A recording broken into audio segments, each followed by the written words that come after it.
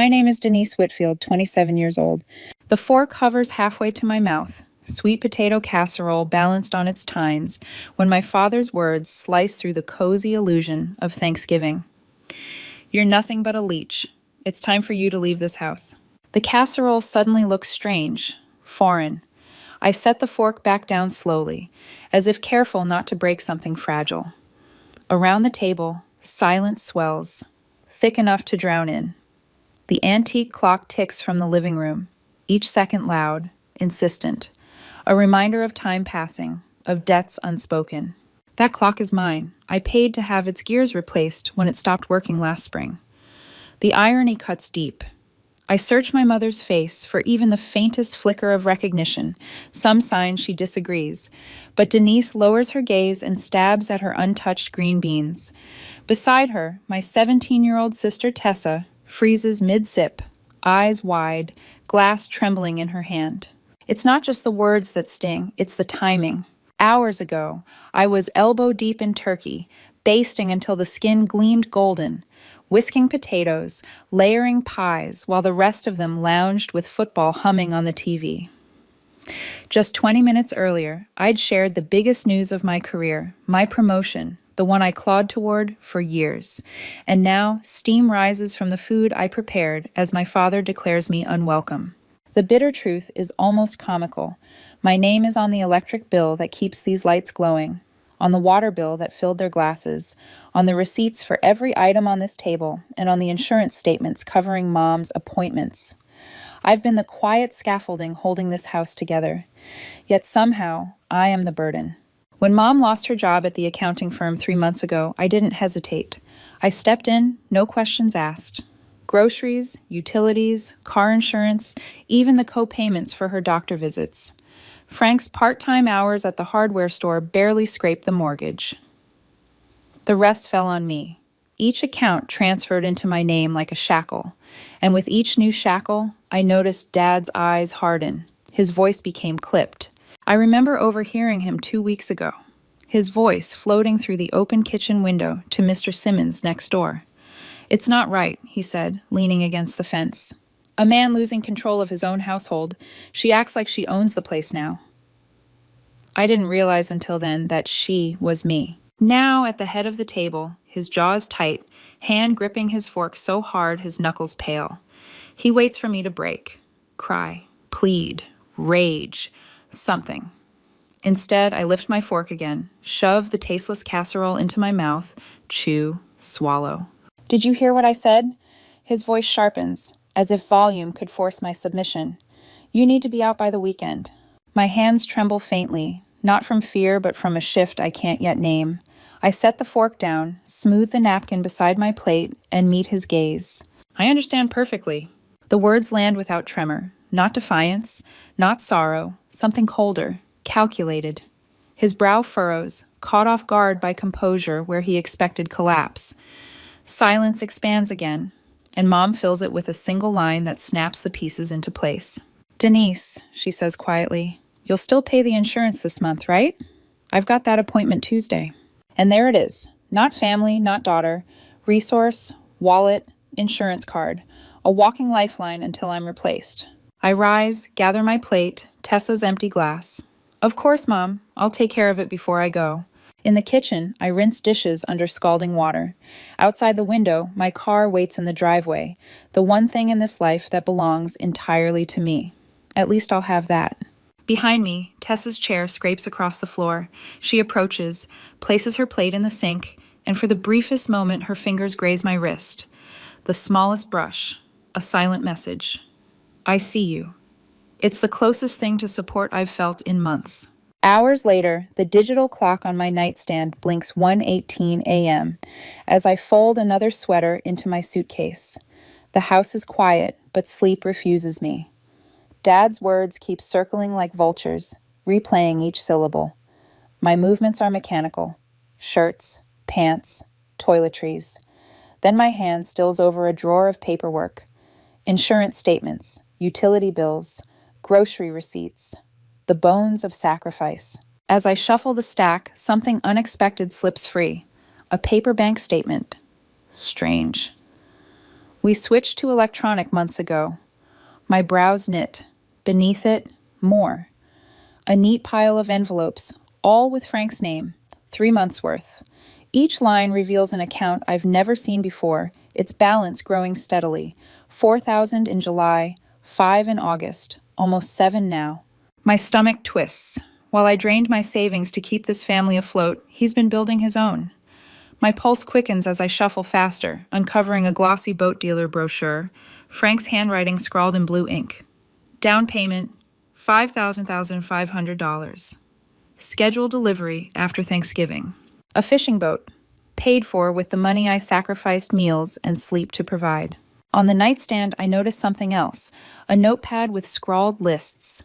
Dates, utilities, my name followed by question marks. Underlined, after bills paid. The betrayal crystallizes. They planned this, waited until I covered November's expenses, then cut me loose. A knock jolts me, soft against the door. It creaks open and Tessa slips in, eyes wide at the sight of my open suitcase. "You're really leaving?" Her voice trembles, torn between fear and hope. "Dad didn't give me much choice," I murmur, tucking the bank statements into my purse. She bites her lip. "Mom said they need your room for storage, for when Dad's boat comes." The words land like a slap. "Boat?" "The one he put the deposit on last month." She hesitates, lowering her voice. "I heard them planning weeks ago, how they'd wait until you paid the bills." "You knew?" The betrayal stretches wider. Her eyes brim. "I was scared. Dad said if anyone warned you, they'd be next." Her fear is raw, childlike. I can't hate her for surviving. "There's more," she whispers, glancing at the hallway. "Those medical appointments Mom's been having?" I nod, wary. "Last week she came home with her lips swollen, said the doctor told her no straws for 2 days. Tessa mimics our mother's eye roll. It wasn't a checkup, it was fillers." The room tilts. My insurance, my ramen nights, my skipped lunches, funded vanity injections. I pull up my banking app. $763.42. 3 months ago, over 9,000. "This is all I have left," I tell her. "If I'd stayed 1 more month, there'd be nothing." She swallows hard. "Dad said if you take furniture, he'll report you for theft, even the stuff you bought." I laugh bitterly. Of course he did. My eyes flick to the desk I assembled, the fridge I bought, the laptop Tessa uses for school. "He already called the bank about getting your name off the utilities," she adds quietly. Time shrinks, pressing down. I pull a shoebox from under my bed, filled with dated receipts, stapled credit card statements, proof I've carried this house, proof I'm not crazy, proof of betrayal. As I sort them, Tessa's voice breaks. "Denise, what would you do if you were me? If standing up meant losing the only home you've ever known?" I meet her gaze, torn. The question hovers between us, unanswerable in its weight. What do you do when the people who should love you most only value what you provide? The house feels different after that night. Each creak in the floorboards, each sigh of the heater, carries the weight of secrets I can no longer ignore. I wake before dawn, suitcase half packed at the foot of my bed, and the hidden bank statements spread like an accusation across the comforter. My hands shake as I thumb through them again, though I already know the numbers by heart. July, $4,000. August, $5,000. November, almost $7,000. All in an account I never knew existed, his name alone at the top, each figure a nail in the coffin of whatever illusion of family I clung to. I shove the papers into a folder, slip it into my purse. Beside it rests the shoebox of receipts I started building when I realized survival in this house required proof. Every credit card slip stapled to statements, every appliance I bought after ours broke, every utility bill I paid to stop disconnection. Together, they're not just scraps of paper, they're my armor. By the time sunlight filters through the blinds, I'm at the kitchen table with a cup of coffee that tastes more like metal than warmth. My mother drifts in, robe tied loose, scrolling her phone. She doesn't look up, doesn't ask why I'm awake, only mutters, "Insurance payment clears today, right?" Her words hit me harder than any insult my father threw. Not, "Are you okay?" Not, "What are you planning?" Just insurance, just money. I sip the coffee to hide the tremor in my jaw. Later, I sit cross-legged on my bed, adding pages to the evidence pile, when the door creaks again. Tessa hovers there, eyes darting down the hall, as though expecting Dad's shadow to materialize. She closes the door softly and sits on the edge of my bed. I didn't know how to tell you, she blurts, voice hushed. Tell me what? That they planned it, the timing. Dad said to wait until you paid November's bills so nothing got cut off. He said it would make the transition smoother. Her face crumples on the word transition, as if even she knows how absurd it sounds. My stomach clenches. He wanted me bled dry before they threw me out. Tessa nods, biting her lip so hard it whitens. For a moment, I see her not as a sister, but as another trapped pawn, scared into silence. She fiddles with the hem of her sweatshirt before whispering, And Mom, those doctor appointments you covered? I lean forward. What about them? Her voice drops. They weren't checkups. Last week she came home with bruising. She told Dad she couldn't drink through a straw for 2 days. It wasn't a doctor. It was fillers. The air leaves my lungs like I've been punched. Fillers. My insurance, my money, stretched thin while she injected vanity under her skin. I reach for my phone, open my banking app. The screen glares. $763.42 left. From over $9,000. I swallow hard, the number blurring before my eyes. Tessa, I whisper, if I'd stayed even one more month, there'd be nothing left. She nods miserably, tears slipping down her cheeks. I wanted to warn you, but Dad said if I did, I'd be out too, and I didn't know where I'd go. The resentment rises like bile, but when I look at her trembling hands, I can't release it at her. She's 17, still under their roof, their rules, a child playing at survival. I close the banking app, slide the phone onto the nightstand.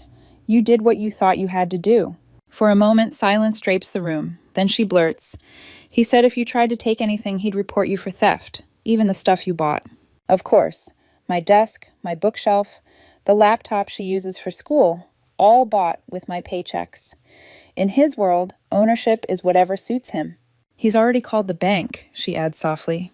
Tried to get your name off the utilities. Panic licks at the edges of my chest. They're moving faster than I thought. If they succeed, they could pin debts on me, or worse, cut off what's left of my credit. I push to my feet, start pulling more receipts from drawers, stacking them by date, by purchase, by account. My desk, the refrigerator, even the rug in the living room. Every item documented, every expense logged. Tessa watches wide-eyed. Why are you saving all that? Because someday, I say, forcing steadiness into my tone, I might have to prove I wasn't the crazy one. Her eyes shimmer as if she wants to believe it's that simple, but she nods anyway. Hours later, as night cloaks the house again, I lie awake staring at the ceiling. My father's voice echoes in the dark. Leech. Out by the weekend. Only now, layered beneath it, I hear something else. His whispered plans about after the bills are paid, his laughter with Mr. Simmons about losing control, his scribbled notes about a boat. They've been plotting this exile not out of necessity, but out of convenience. I wasn't cast out for being a burden. I was cast out because I made myself indispensable, and they hated the mirror it held up to their failures. Beside me, the folder of evidence rests like a silent companion. Each receipt, each bill, each transfer a breadcrumb trail leading back to truth. But truth alone doesn't guarantee safety. I'll need more than proof. I'll need distance. And I'll need to move fast before they strip away the last scraps of independence I have left. By morning, my decision is clear. I can't afford confrontation. Not yet. To stay here another weekend would be to hand them my last fragments of stability. So I begin quietly dismantling the invisible web that ties me to this house. I sit on my bed with my laptop propped against my knees, eyes burning from lack of sleep, and start with the basics. Utilities. One by one, I log into each account and cancel the automatic payments. Electricity, water, internet, all severed with a few keystrokes. The representative on the phone for the internet company actually laughs when I explain why. Voluntarily removing yourself from responsibility? Smart move. Her words sting with irony, but I thank her anyway. Next, I change passwords. Banking, email, medical portals, anything they could use against me. Each new passphrase feels like a small lock sliding into place, shutting out the grasping hands that once felt entitled to everything I owned. By mid-afternoon, my room looks like a battlefield after retreat. Boxes stacked against the wall, suitcase zipped, bed stripped bare. I walk the house quietly, touching each object I've kept alive, Fridge humming because of me, router blinking because of me, heat running because of me. It all feels less like a home and more like a crime scene, one I've financed with my own blood. When I finally close the trunk of my car, the weight that presses on my chest isn't grief. It's something closer to freedom, jagged and terrifying. Drew greets me at her apartment with a sympathetic smile and an arm that pulls me into safety. Her living room is cramped, her pull-out couch lumpy, but it's the softest place I've landed in months. We stack my boxes against the wall, my suitcase tucked neatly underneath, my life reduced to what can be carried in a single trip. Operation Financial Freedom? Drew teases, as she kicks off her shoes, dropping her hospital bag by the door. Almost done, I mutter, holding up a notebook scrawled with account numbers and notes. I've cut myself out of everything I could think of. Now they'll have to figure out their own mess. For the first time, I let myself collapse on her couch. The exhaustion hits in waves, but beneath it is a hum of something else, anticipation. The start of something new, maybe. It doesn't last long. My phone buzzes, and Aunt Phyllis's voice crackles through the speaker, sharp and judgmental. Honestly, Denise, I never thought you'd abandon your parents when they needed you most. I grip the phone tighter, jaw clenching. Did Dad mention he kicked me out? He said you left them high and dry after a disagreement. Her sigh is heavy, rehearsed. There's a family meeting this weekend at my house. We're going to discuss your behavior. Of course, a tribunal, a public stage for them to rewrite the script. I almost laugh. I'm sure you are, I say, and end the call before her scolding can sink deeper.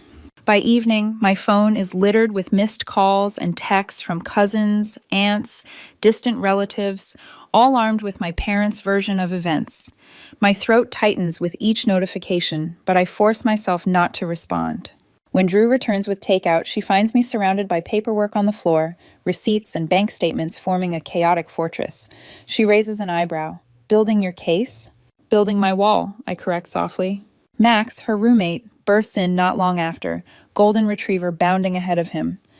The dog, Baxter, nearly knocks me off balance as he drops a slobbery tennis ball at my feet.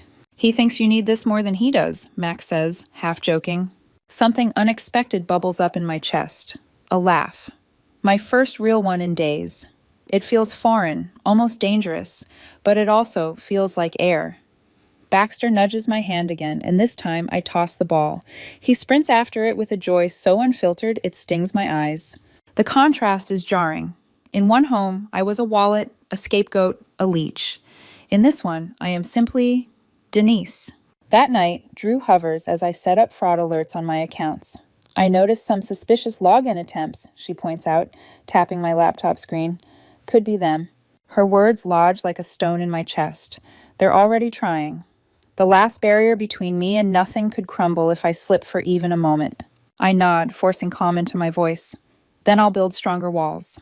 As the clock ticks past midnight, I lie awake on the pull-out couch, Baxter snoring softly on the floor nearby. The thought gnaws at me. Evidence and receipts may protect me in court, but they won't stop the storm when it comes pounding at the door. And deep down, I know it's coming. The days blur together, a whirlwind of phone calls and clipped conversations with customer service reps. My voice takes on a practiced steadiness. Remove my name, close the account, flag for fraud. Each confirmation is another chain unhooked from my ankles. But even as I cut ties, I can feel their hands reaching. The alerts begin subtly. A ping from my bank. Password reset attempt failed. Then another. Then 3 in one afternoon, all traced back to my parents' IP address. I sit cross-legged on Drew's couch, phone trembling in my grip, as if I can hold the tide back with sheer will. Let them try, Drew says firmly, leaning over my shoulder. You've got locks in place now. But her words can't calm the gnawing dread. Locks can splinter. Doors can break. That dread materializes 3 nights later. It starts as a vibration in the floor, rhythmic and violent. Then the sound, pounding fists, rattling hinges. I freeze mid-sentence, laptop open on my knees, while Drew springs up from the table. Denise! My father's voice bellows through the wood, thick with rage. Open this door right now! The pounding intensifies. Baxter, startled, growls low in his throat. My pulse spikes. I rise on shaky legs, drawn toward the door like a moth to fire. Through the peephole, I see his face, flushed, contorted, veins pulsing at his temple. The same expression I've seen aimed at telemarketers, debt collectors, now turned fully on me. You think you can abandon your family? Destroy our lives?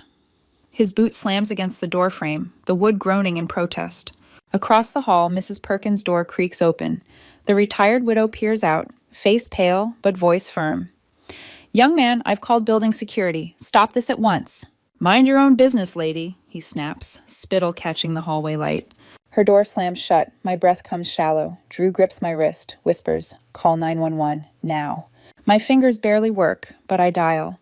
The dispatcher's calm voice is a lifeline as I describe the scene. Pounding, threats, attempted forced entry. Each blow of his fist reverberates through my ribcage. Then, an authoritative bark from the hall. Sir, step away from the door. Through the peephole, I glimpse the building's security guard advancing, hand on his radio. This is my daughter's place, Dad growls, though his words tremble under the weight of authority. I have every right. No right to damage property or disturb residents, the guard replies. Police are en route. The hallway fills with blue and red strobes a minute later. My knees almost buckle with relief as two officers flank him, cuffing his wrists while he thrashes, shouting that I'm the one destroying the family. His voice echoes, shrill, even as they drag him toward the elevator. Silence settles after they're gone, broken only by my shallow breathing. Drew squeezes my shoulder, grounding me. Baxter nudges his wet nose into my palm. When Officer Rodriguez returns for my statement, clipboard in hand, I find myself recounting everything with eerie precision. The bills I paid, the hidden accounts, the attempted hacks, tonight's assault. Each fact lands like a hammer on nails, constructing a case against the man who once ruled our dinner table with a glance. Rodriguez studies me, then asks the question that feels heavier than the handcuffs they snapped onto my father. Would you like to press charges for attempted break-in? The air still hums with echoes of fists on wood. My hands tremble, but my voice does not. Yes, and I want to file for a restraining order. He nods, scribbling. We'll walk you through the process. Later, after the sirens fade, the apartment feels unnervingly still, but my phone vibrates, cutting the silence. A text from Tessa, the letters small and hurried. They're going to get something of yours. My blood runs cold. The text from Tessa still glows on my screen, her words vibrating in my bones. They're going to get something of yours.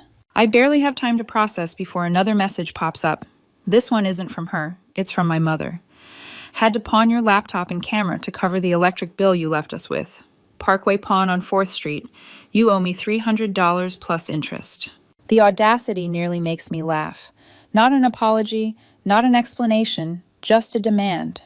As if my belongings, worth thousands, are nothing more than collateral in her twisted accounting system.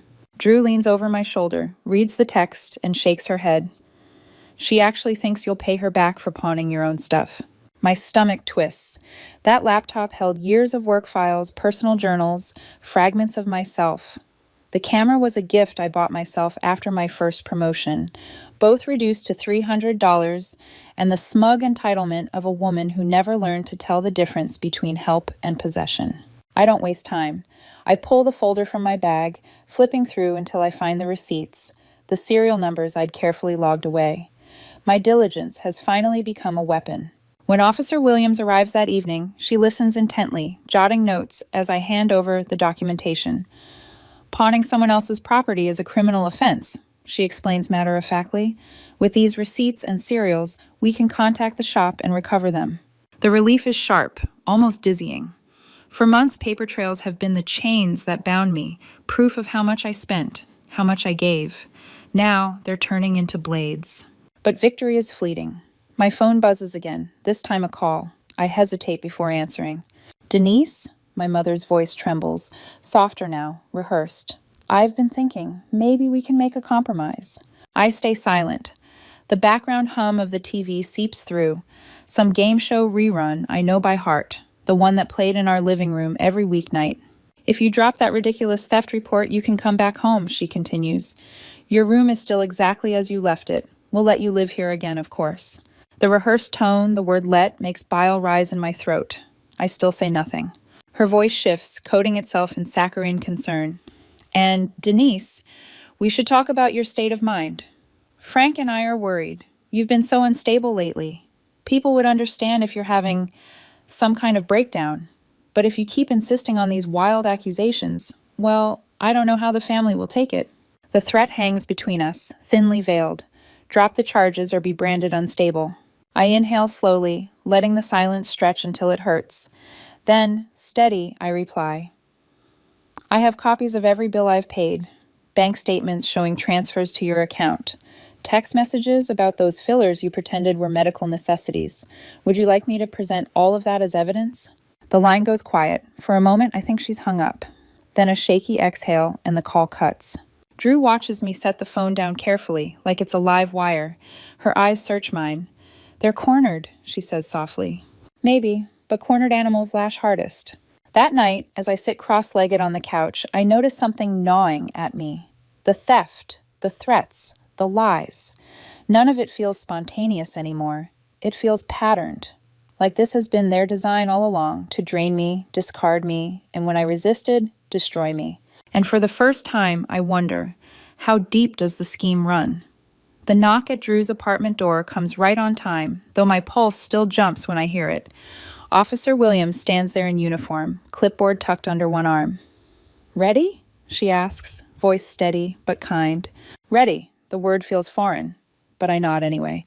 The drive back to my parents' house is quiet, the cruiser's presence behind me like a protective shadow. Each turn of the wheel brings old memories to the surface, the smell of Sunday dinners, the echo of Dad's voice barking orders, the way the windows fogged in winter when Mom baked bread. Yet none of those memories feel like home anymore. They feel like exhibits in a trial, evidence that once I belonged here. When we pull into the driveway, curtains twitch on both sides of the street. Neighbors pretending to water plants linger longer than necessary. I can feel their eyes tracking every step as I walk toward the door. For once, I don't bow under their gaze. Let them watch. Let them see what family really means here. Mom answers with a practiced smile that falters the instant she sees the officer behind me. "Denise," she says, voice syrupy, "we weren't expecting you." "I'm here to collect my things," I reply, my tone clipped, official. Officer Williams steps forward, her presence filling the doorway. "Mrs. Whitfield, I'll be accompanying your daughter as she retrieves her belongings. She has receipts documenting ownership." The word receipts makes Mom flinch, though she quickly masks it with indignation. That furniture belongs to the family. She can't just strip the house bare. I unzip my folder, pull out a stack of papers, and hold them out for the officer. Utilities, groceries, medical bills, appliances, every cent I put into this house since Mom lost her job. Williams flips through, eyebrows arching. "You paid for all of this yourself?" "Yes," I say, steady now, "for 6 months." Silence swells in the hall. Mom opens her mouth, then closes it. Her eyes flicker, calculating, before she turns and retreats down the hall without another word. In my old bedroom, the air smells faintly of dust and lavender detergent. The walls feel closer than they once did, the space smaller, almost suffocating. I move methodically, packing clothes, books, framed photos that feel less like memories and more like artifacts. Each item I place in the box is punctuated by the scratch of William's pen on her clipboard, documenting, confirming. When I hoist the last box toward the door, I catch movement through the window. A car rolling slowly up the street, my car. The second one I left parked at Drew's, the spare key long forgotten. My father steps out, jangling the keys in his hand like a trophy. His expression is triumphant, his stride purposeful. My stomach drops. "We need to discuss what you owe us before you take this too," he declares, gesturing at the car I'm about to drive away in. I set the box down, pull the title from my folder, and hold it up, the paper trembling slightly in my fingers. "This is the title, and this," I flip to the registration, "both in my name." Officer Williams steps between us. "Sir, the vehicle is legally registered to your daughter. Hand over the keys." Color drains from his face, but his grip tightens. "I paid for her braces, for her college. 18 years. "The keys, Mr. Whitfield," Williams interrupts firmly. She extends her hand, unflinching.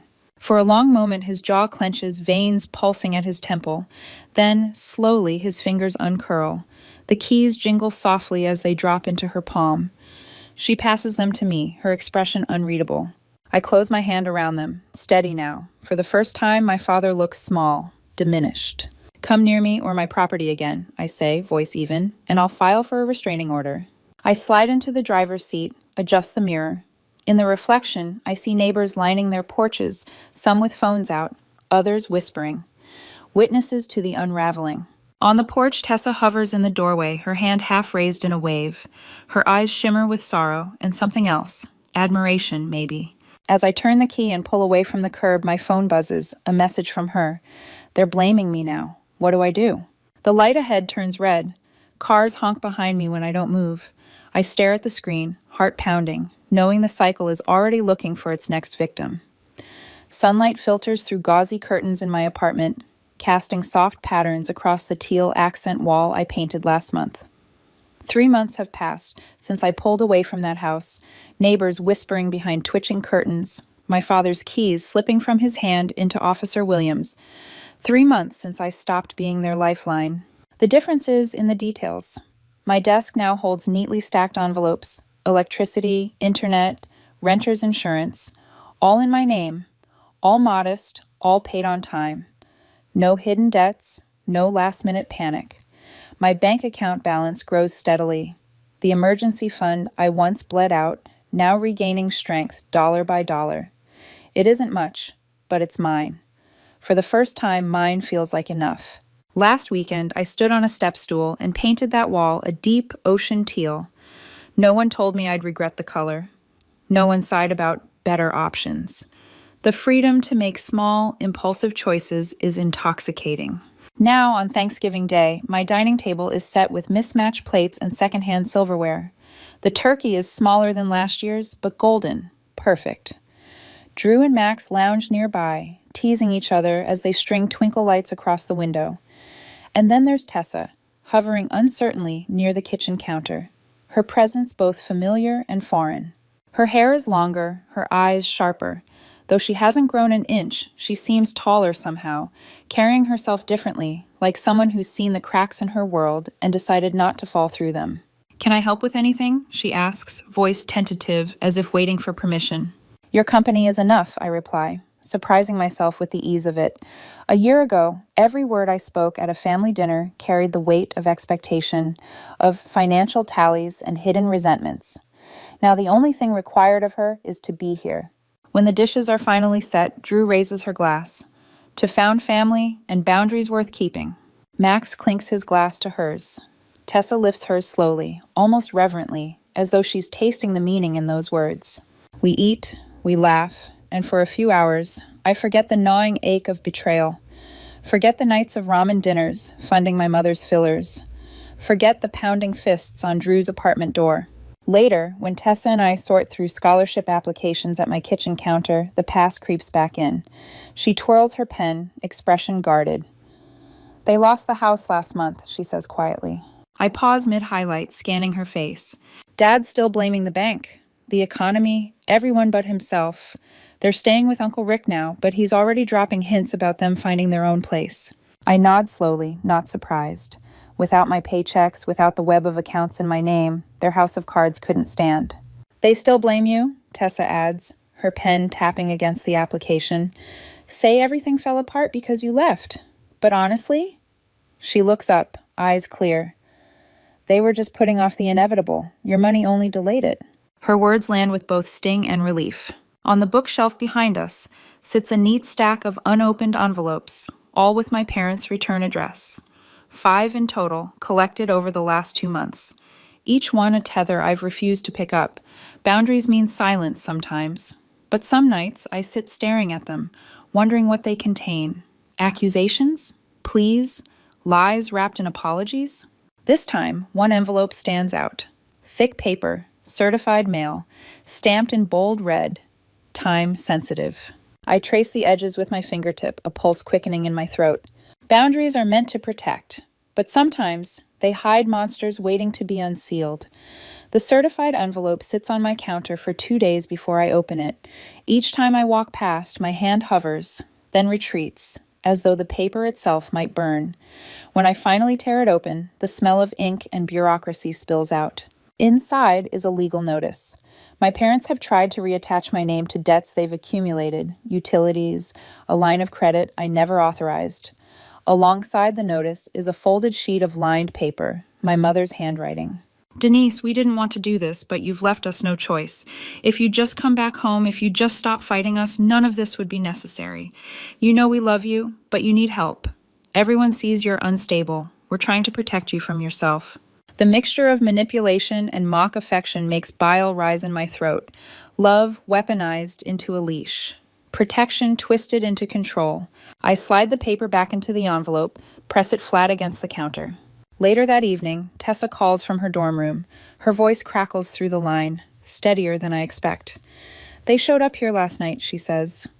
Wanted to talk about you, about how you're ruining the family. I told them I wasn't part of their games anymore. Pride swells in me, but so does fear. They're cornered animals now, lashing at whatever they can reach. What if they don't stop? She asks quietly. What if they come for me the way they came for you? I sit at my kitchen table, staring at the pile of envelopes, at the teal wall that has become my shield. And then I do something I never thought I'd do. I write my own terms. Not a letter of apology, not an olive branch. A contract of survival. Contact will be limited, I write, and only through written messages. No financial entanglements, no shared accounts, no loans, no guilt payments disguised as obligations. Any requests for help must come with documentation, and only if they cannot weaponize it later. And even then, I decide, not them.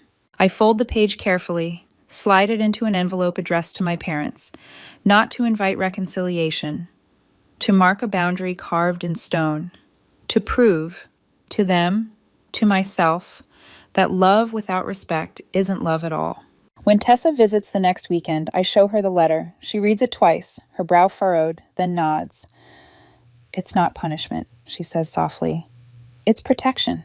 We sit together at the kitchen counter, sorting through her financial aid paperwork, her future unfolding like the clean pages of a book I wish I'd had at her age. The quiet hum of my apartment feels almost safe, until my phone buzzes. An unknown number, a single message. I have information about the account your father opened. My breath hitches. For a long moment, I just stare at the screen, the words glowing like a trap. Information could mean closure, or another snare. I set the phone down carefully, heart pounding, and exhale. Not today. For the first time, I choose silence, not as surrender, but as power.